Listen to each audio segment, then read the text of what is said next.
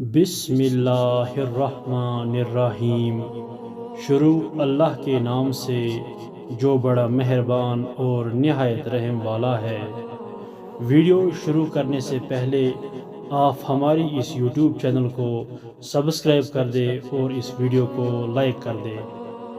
پڑوسی کی تکلیف سے بچنے کی نبی صلی اللہ علیہ وسلم تدبیر۔ ایک شخص آپ علیہ السلام کی خدمت میں حاضر ہوئے اور عرض کیا کہ میرے پڑوسی سے مجھے بڑی تکلیف ہوتی ہے۔ پہلے آپ نے صبر کی تلقین کی، مگر جب وہ پھر شکایت لے کر آئے تو فرمایا کہ اپنے گھر کا سامان باہر راستے پر ڈال کر وہاں بیٹھ جاؤ۔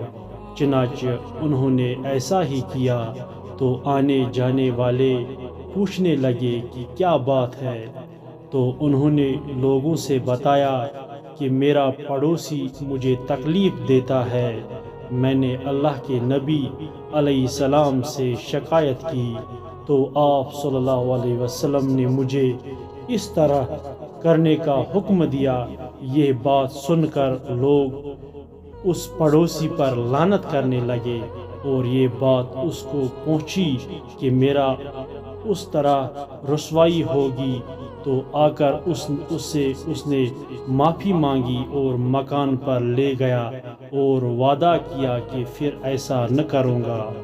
میں کہتا ہوں کہ یہ شرافت بھی اس دور کا خاصہ ہے، الا ماشاء اللہ، ورنہ آج لوگ اس طرح کرنے سے بھی باز تو کیا آتے۔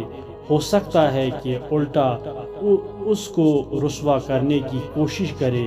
غرض پڑوسی سے حسن معاشرت کے لیے یہ ضروری ہے کہ اس کے حقوق ادا کی جائے اور اس سے اچھا سلوک کرے۔ سبحان اللہ۔